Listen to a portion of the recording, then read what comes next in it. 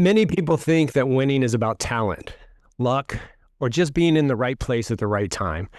But what if winning is actually in your DNA? Maybe not something you're born with, but something that you build through how you think, how you act, and what actions you take every single day. Well, today on the Self Leadership Lab, we're going to break that down. I'm pleased to be joined by Brad Dalton, author of the book DNA of a Winner, where he lays out a practical framework for developing the habits, mindsets, and identity required to win in life and in leadership. So Brad, welcome to the show. I want to start off with, where did you come up with this concept of DNA of a winner? Yeah, well, I don't believe that purpose is something we have to search for. I don't think that there's so many people that walk around amongst us that are searching for their identity or searching for their purpose, or a lot of people, running around with fear, uncertainty, doubt, all these things. And I think that we all have winter running in our veins. I think that it's our birthright to be fantastic. I think we all have some sort of niche, some sort of lane, something already etched into us that is great. Like, we can't all be great at everything, but we all have something inside us that allow us to be great at something. And there's certain things that I think we can all be great at. But in terms of, there's just a lot of people that feel lost, and they feel like they can't find the answers. And I really believe we can all be heart-centered leaders. I believe that we can all be servant leaders. I think we can all have great relationships. I think we can all be great communicators. I think we all can be happy. And I think it's at the core, it's at our core. We have it inside us. Sometimes we need tools. Sometimes we need to be shown ways. Sometimes we just need to be around the right people. I call that OQP, only quality people. Only quality people get to be inside this dome. Your dome, my dome, our dome. And so, yeah, I'm sorry, that's a long-winded answer, but that's the juice. No, man, that is a great answer, and it opens up so many questions I want to ask you based on that. So you mentioned that, like, all of us are born with a purpose, but you also mentioned that so many of us are looking for that. Do you have a theory, or based on your observations, the coaching that you've done, like, why this isn't just evident to everybody? Well, as you probably are well aware, I mean, our brains are wired to go negative. If you want to be positive, if you want to be a solution-oriented thinker, you actually have to work at it. Your brain automatically defaults to negativity. 80% of your thoughts that'll come into your dome today are going to be thoughts that are self-defeating. They're going to be thoughts that have you leaning more to why you can't do something, as opposed to why you can do something, why you have to do something, as opposed to get to do things. And so I think we're just wired that way. And if we're not around the right people, if we don't invest in ourselves, if we don't make concerted effort to be an tough-minded optimist, then we're going to get what our brain wants us. We're designed to protect. Our brains are designed to protect us.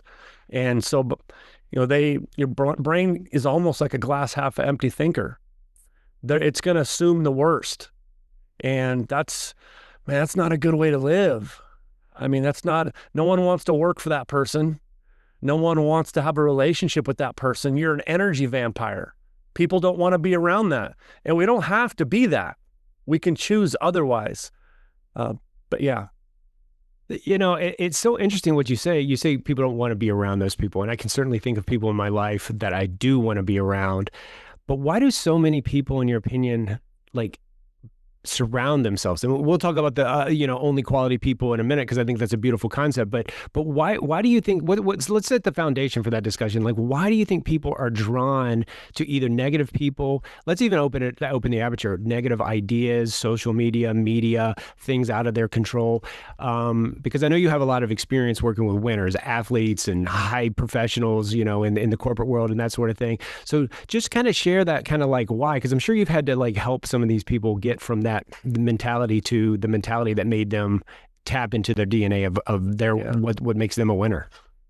Well, if you go back and you think about your life dating back to when you were an ankle biter, little elementary kiddo, how many classes did you actually have that taught you how to think like a winner?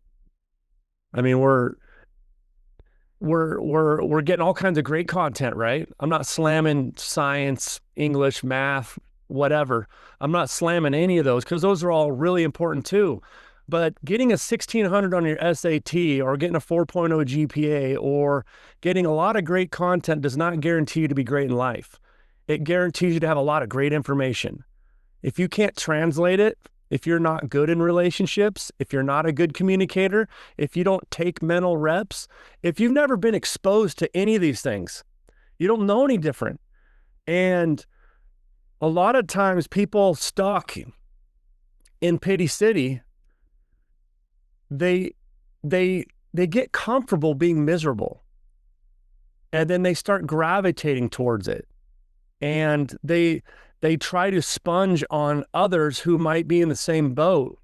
And it's just so much easier to get comfortable being comfortable. You know, that's the easy thing to do. And winning in life isn't easy, it's just worth it. Winning isn't easy, it's just worth it. And a lot of times people just want to do the easy thing. And the easy thing to do is just to nod your head to your friend and tell them, yeah. And a great friend isn't someone that just sits there and lets you have something on your face or you have your fly down or whatever. Our lens are in the wrong place. And a lot of times we're just totally unaware that we're unaware because we're brought up this way. We're brought up. We don't ever get taught how to actually think like a winner, like a champion, like a whatever. You're not really taught that. And a lot of times, frankly, in today's world especially, we avoid hard. We avoid struggle. We avoid friction. We avoid awkward. And I don't think you're getting better if you don't have a little awkward. You're not getting better if you don't have a little friction. I mean, you could talk bone growth. Bone growth needs friction. You can talk relationships. You need a little friction. You can talk the workplace. You need a little friction. But a lot of times we gravitate towards easy and comfortable, and it starts early. Yeah.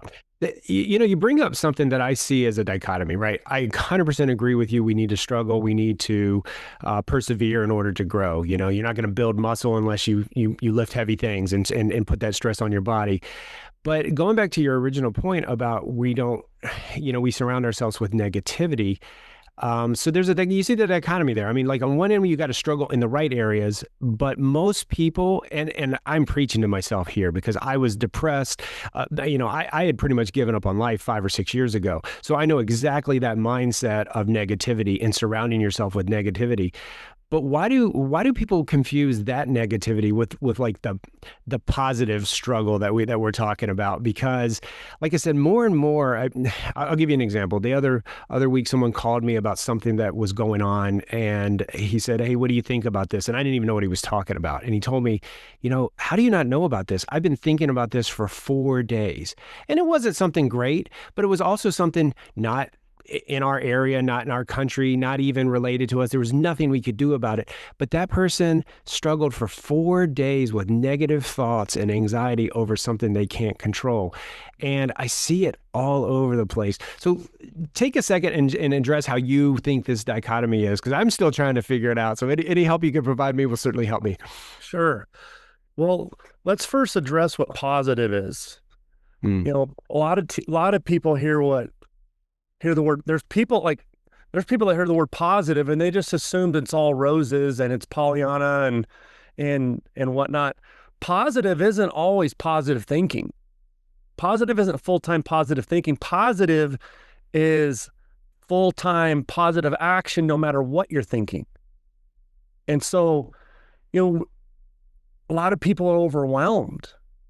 They're overwhelmed at the thought of where they think they should be, where they want to be.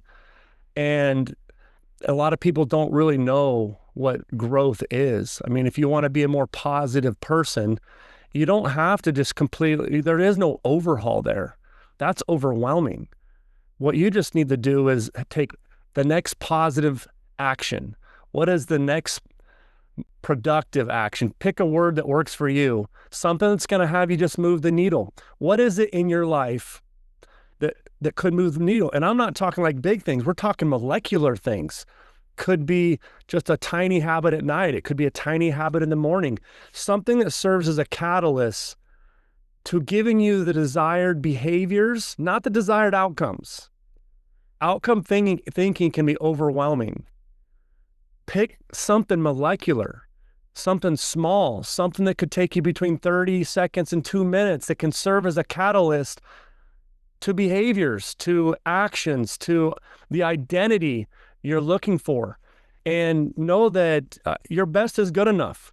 I mean, we heard that when we were little. Just do your best. And I don't know about your listeners and you, but I heard it so many times that I kind of got numb to it. But the truth is, you talk about controllables. We can control our attitude. We can control that. We can. There's research out there. I read research recently where over 100 different companies were surveyed. Like, what makes a person complicated? And the number one answer was attitude. Attitude was what made them complicated. And that's a controllable. That's controllable. And if you've been in pity city for a while, it's not going to be easy to dig yourself out right away. But if you're aware of it, you have a chance. So make that one of your habits. Make that one of your molecular habits. Just make it the habit that you're just going to win the next 15 seconds. Make it a habit that I'm going to win my next 15 minutes. I just had a crummy meeting. I've started having these self-defeating thoughts. Here comes fear, uncertainty, and doubt. Here, I'm aware of it, and I'm just going to try to win my next 15 minutes. I don't have to win all 24 hours. I'm just going to win these next 15 minutes. If it's you had a bad quarter in business, I'm just going to win these next 15 days. Break it down so it doesn't feel so overwhelmed. There's a lot we can dig on there, but yeah. Yeah, no, it is so much. And I read a quote this morning from Epictetus, and it said, it isn't the events themselves that disturb people, but their judgments about them. So often when we talk about this negativity thing, it's really the event is inconsequential, right? I mean, it comes and it goes, but how often does something bad happen in our lives where we say, I'm never going to recover from this? But yet you recover the next minute, the next hour, the next day, whatever. Like, little setbacks are always, we borrow trouble, as my grandmother used to say. She always said, Bobby, well, she didn't say Bobby. I went by Robert back then, but so Robert, don't borrow trouble, and that negative train of thought is the way that we judge the situation, right? So Right. I love what you said. If you just take a moment, observe it, win the next minute, win the next 15 minutes. So many people, one thing that I really hate is when people say, I've had a bad day. Well, you had a bad day because you made it a bad day. Maybe you said, I had a bad moment, but change yourself the next moment, right?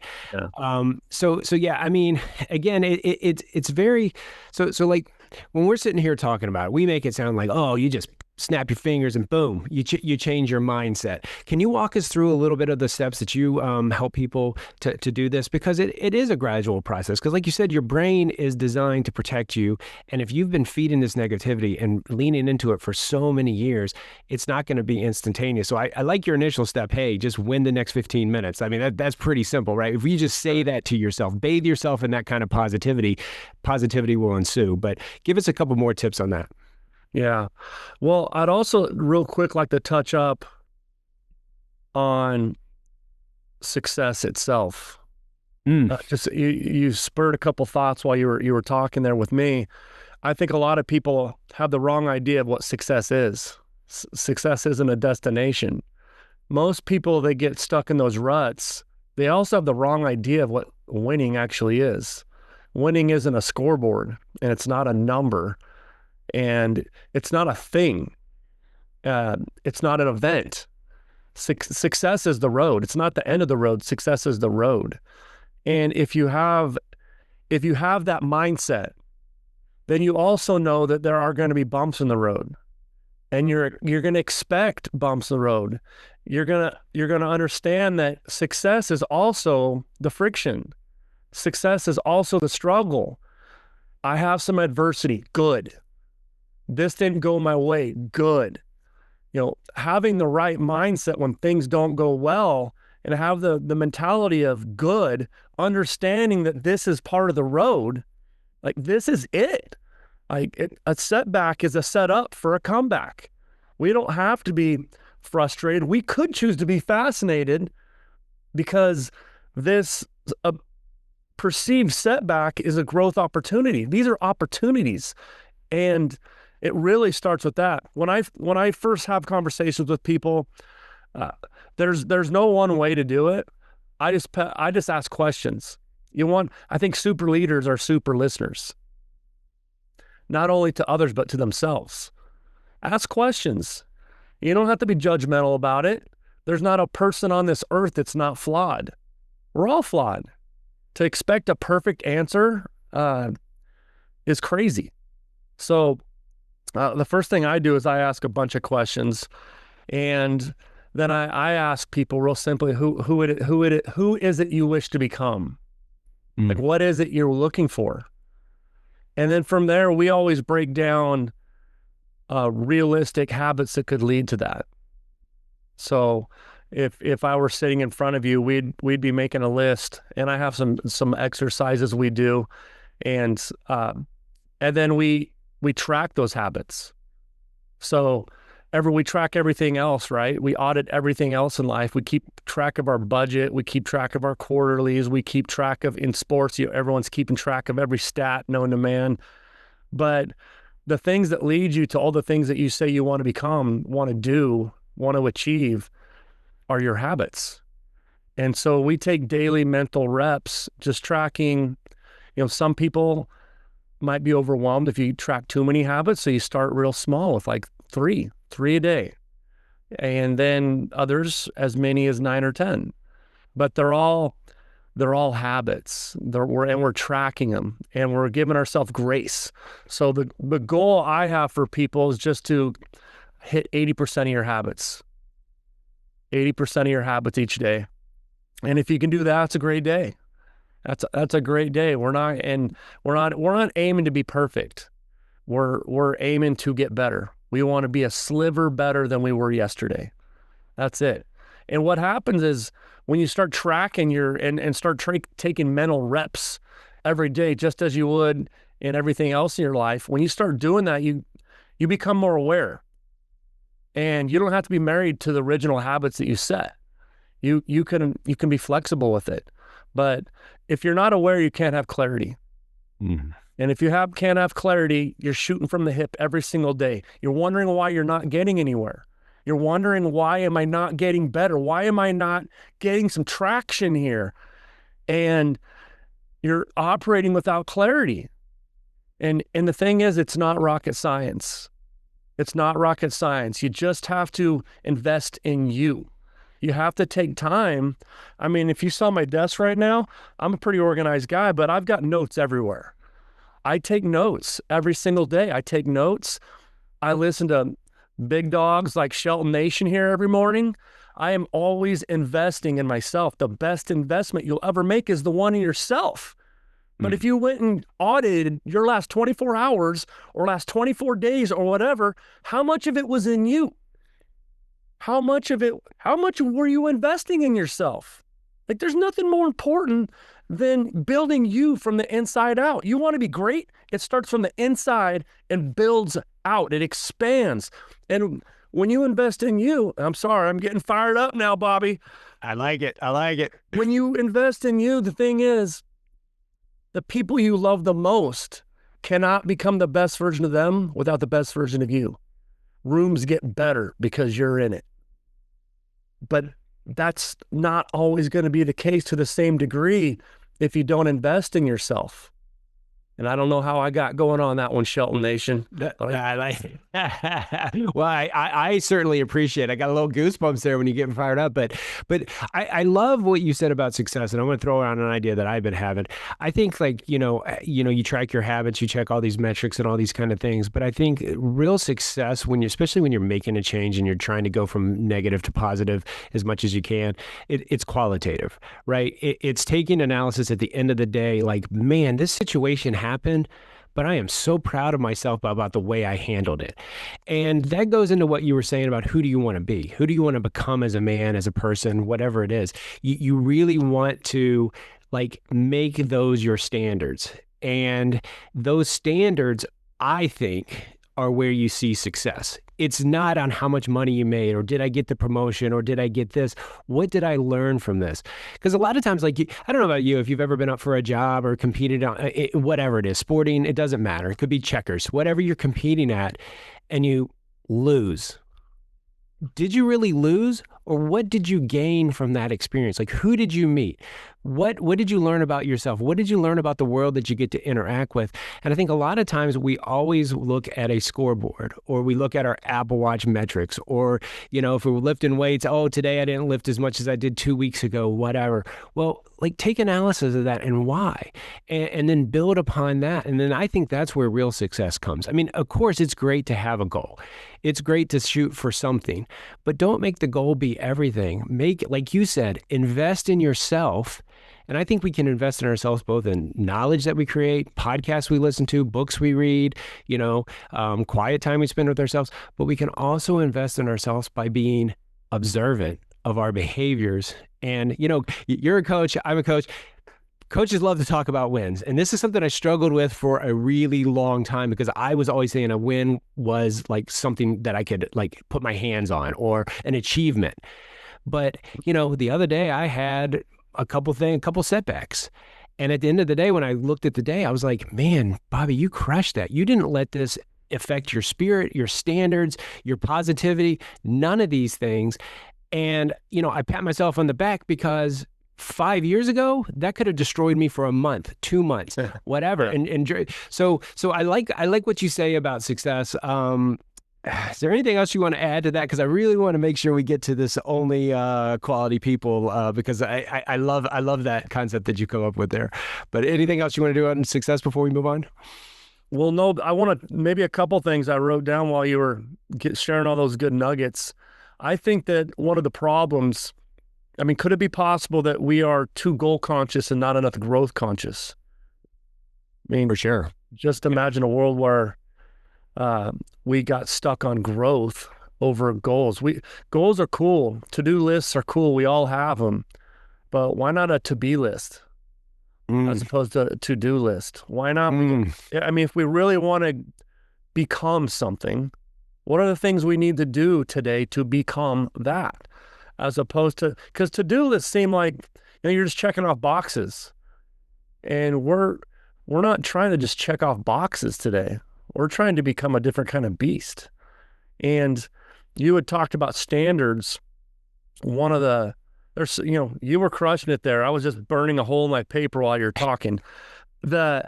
You talk about standards. One of the problems that I find with a lot of my clients, and a lot of people I work, is they're constantly choosing their feelings over their standards.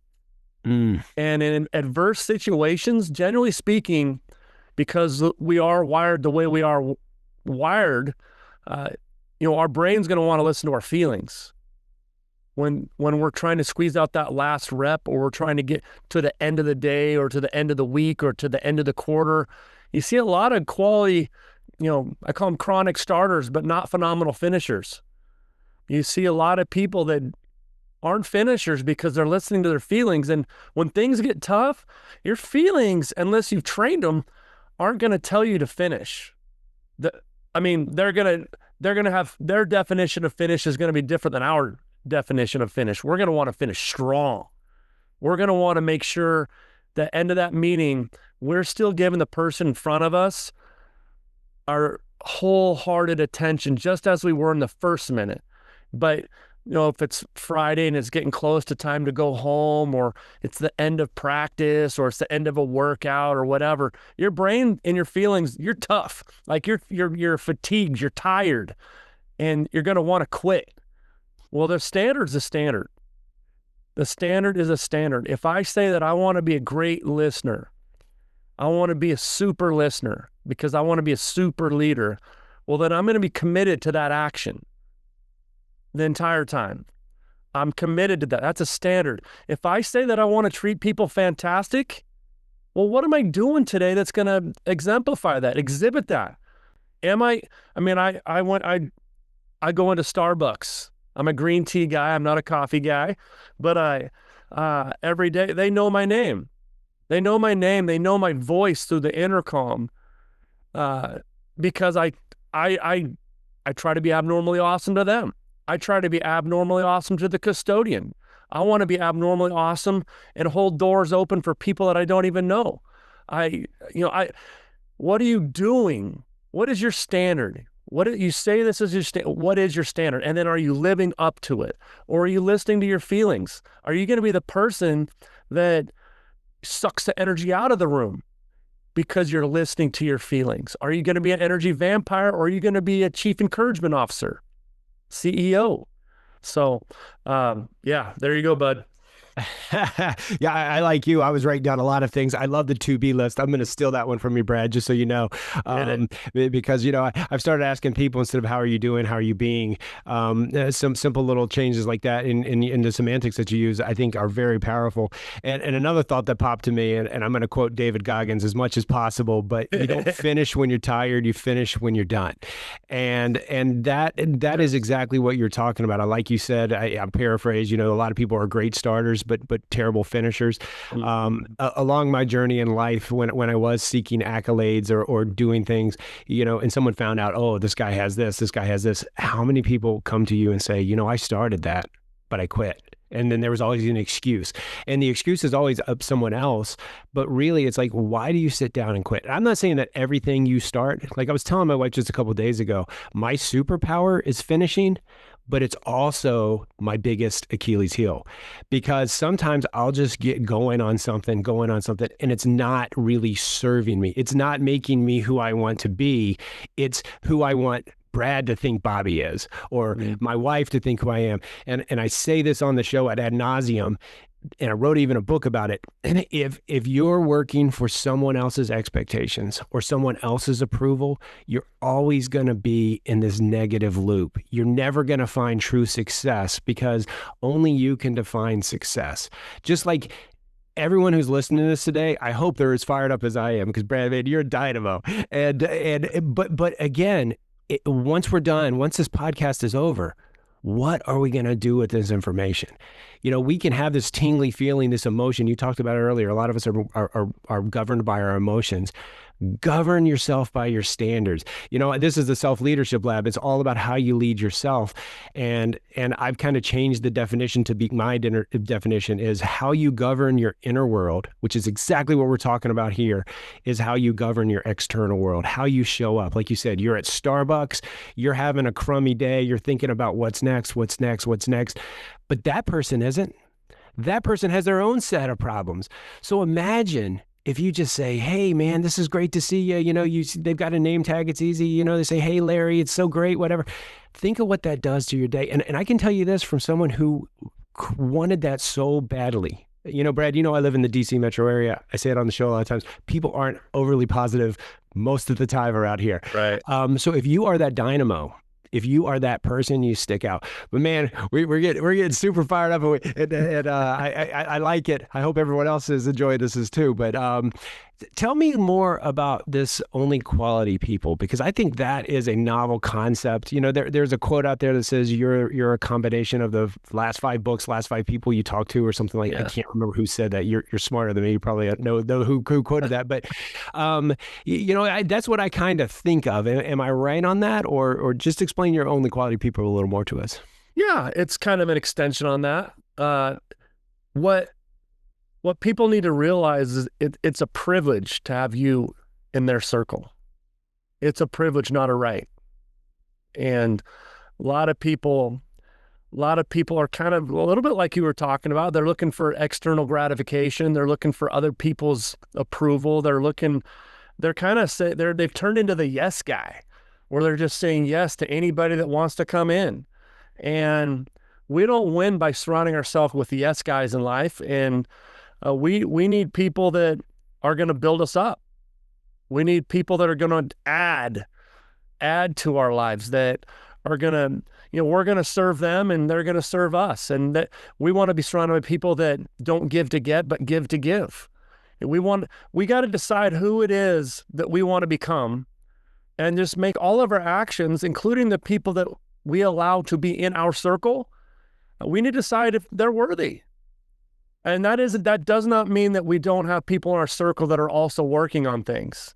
There's people that have a lot of junk in the trunk. There's people that are really good, heart-centered people that are making bad decisions. I'm not saying you kick those people to the curb. Some of my favorite people on the planet are those people. So, but we do need to be conscious and aware of those people. And we do need to be aware of who we're allowing in, because you really do start to assimilate to whom you associate. You do. You look back at your life, and I look at my own life, and let's just use music as an example. I mean, when I was a young booger eater in high school, all I did was listen to Ice Cube and Snoop Dogg and whatever, because my buddy who I hung out with, he was our ride, and he had one of those cars where the speakers were probably more expensive than the actual car. It's just boom, boom, boom. You knew when we were showing up, we were that guy. And then I got into college and listened to a whole different, punk rock. And I'd never even listened to punk rock, the bands that I'd never even heard of. But my buddy was in a punk rock band, and I started appreciating. And then I started hanging out with a bunch of dudes that love country. Well, I hated country. But then that's all they listened to, and I started listening to country. So you really do start assimilating the habits and the actions, the behaviors and the thoughts and the mentality of the people that are in your circle. So one, you need to be aware of that. And two, like I said, it's not everyone gets to have space in this mental real estate. This is the most important thing on you, is the 6 inches between your ears. Not everyone gets access to this. It's a privilege, not a right, to be in your circle. So only quality people get to be in there. And obviously we're not going to think we're high and mighty, but we're a pretty big deal. You and me and we're a pretty big deal. You are a big deal. I don't, to your listeners, I don't care where you're at in your life. You have something to offer. You are a phenomenal, fantastic beast. There is beast mode inside you, whether you believe it or not. You may have been Pity City for a while, but you don't have to make it a staycation. You're allowed to dip your toes in Pity City and start inching your way back to the cool kid quality life that you deserve. And you really, a lot of times it comes down to the OQP. Only quality people. If that's just one person today, and listen, maybe you feel like you have nobody today. I got to just have a short conversation with that Starbucks person this morning. I felt like that was a great conversation. I love that. I had the opportunity to serve someone else, and we're not tight. We're not hanging out on the weekends, but I know that I'm serving somebody every time I go there, and that makes me feel good. I feel like a quality individual there, and I feel like they feel like they're a quality individual. That's a quality moment. I'm helping breed quality people by the way I treat people. So if you feel like you don't have anybody right now, go serve. Go serve. You want to look at people who aren't happy in life, generally speaking, they're also not consistently serving. If you don't feel like you have anybody, go serve somebody today. That smile that they're going to have on their face is going to make you feel like $1 million. Let that be your juice today. And then you build on that tomorrow. No, that's beautiful. And I was thinking while you were saying all that too, make sure you're a quality person as well. because Yeah. you are the person that you spend the most time with. And I think that ties into the whole self-leadership concept that I love so much because, the more you hang out with people, I heard a guy one time say, someone wants to lose weight, so they join a CrossFit gym. And before long, they've lost the original intent because they're dressing like everyone else. They're using the same terminology and they show up. And I see this in so many areas of my life.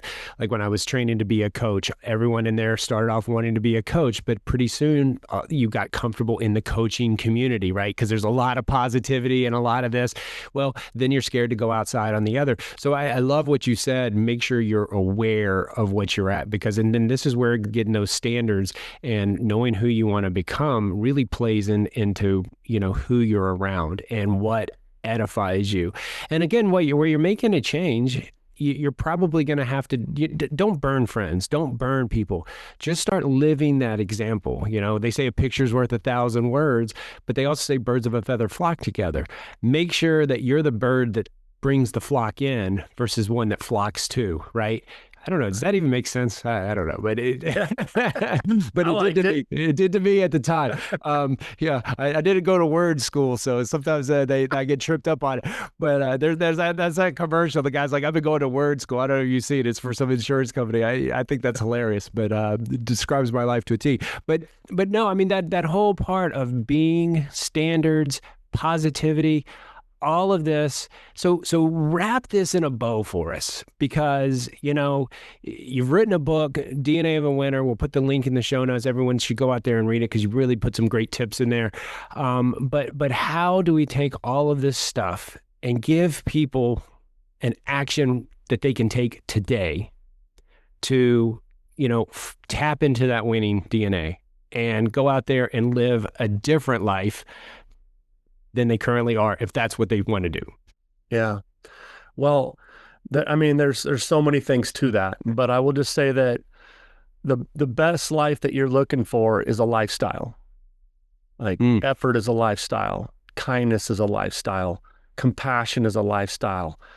Winning in our sense that we talk about today is a lifestyle. You've got to embody the habits of a winner.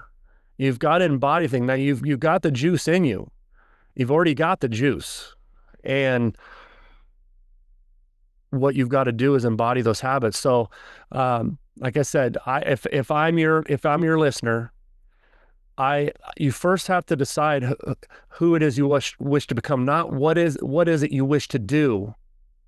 Who is it you wish to become? You want to be more kind. You want to be a harder worker. You want to be better to the people around you. Figure it out who it is you want to wish to become. What do you want that identity to be? And then establish habits. Write down the things that are going to allow you to do that. And they're just tiny little acts. Tiny empowering actions. Figure out some tiny empowering actions for you and for others today. And make it a non-negotiable. Make that part of your standard. Every single day, I'm gonna rack up votes for that person. If we were taking votes, if we were casting votes on, the stuff that leads you to becoming who it is you say you want to become, how many votes are you going to collect today? And make sure that you have almost as many habits serving others as serving yourself. And I say that because a lot of us, because we are in a little bit of funk, we have a hard time getting out. And as I said earlier, most people that are happy are also serving. And one of the greatest ways to dig yourself out of the funk and start feeling better about yourself is to see how awesome you are. See the kind of positive impact, you just showing up as you. You don't have to be some miracle worker or wear a cape on the weekends. You don't have to be something you're not to be phenomenal. You already have the juice. So go serve. So create some tiny empowering actions that'll allow you to serve others, and then just make a couple little things on your to-be list that also have you investing in you. That could be affirmations. That could be writing with an expo marker a different saying on your mirror every morning. and rack them up that week. Rack them up that week and start compounding a whole bunch of freaking awesome in your life. It could be gratitude walks where you walk for 5 minutes or however many minutes, and your sole purpose, even if negativity wants to creep in there, because we got noise in our life, there's noise all around us. Your sole purpose is not to be perfect, but to do the best you can and think about all the things you're grateful for. This breath, these next 10 minutes, like the sky's blue, maybe the one or X amount of friends you've got. You're grateful. There's a million things to be grateful for today. Have a gratitude walk, have a journal, listen to podcasts like Shelton Nation over here. So, I mean, those are just a few ideas. Just start compounding some awesome today, knowing that you already have the juice in you. Man, that's so beautiful, so empowering. I hope everyone goes out there and grabs it. I don't want to be remiss. Tell people where they can get in touch with you and find more of this, verbal gold you've spewed on us today, so they can keep it going. Tell everyone where they can get in touch with you, and of course, we'll put it, so they can find it later in case they're driving or whatever. You bet. Well, I'm fairly active on social platforms like Instagram and LinkedIn. Best_selfview on Instagram. You can get a hold of me through there. You could also email me. We'll give Bobby the email. If you ever want to have a conversation, I'd be more than happy to do that. And I mean, my juice, kind of like Bobby's juice, is just helping others become the best version of themselves. And man, you deserve to have a phenomenal life. You deserve to, when your toes touch the floor today, you deserve to have a phenomenal day. You've got phenomenal in your veins, and that's the juice. So if you ever have interest in having a conversation about that, feel free to reach out. Bobby will have that info, and follow me on social media, and we'll get after it. Awesome, man. Beautiful message. I certainly can't say it enough. I hope everyone becomes the best version of themselves. Who are you going to be today? Take your to-be list, throw the to-do list aside. Of course, we all have tasks and chores we got to do, so don't get in trouble with your wife or spouse when you're doing this, but go out there and lead yourself. And I can't think of a better way to lead yourself than know who you are and be yourself. In order to lead yourself, you have to be yourself. New concept. Brad, thank you so much for giving of your time. For all of you listening, I know you can do it. I believe in you. Brad believes in you. Go out there and have the most phenomenal hour, day, week, month, year you've ever had. Thank you, Brad, again. God bless everyone. We'll catch you next time.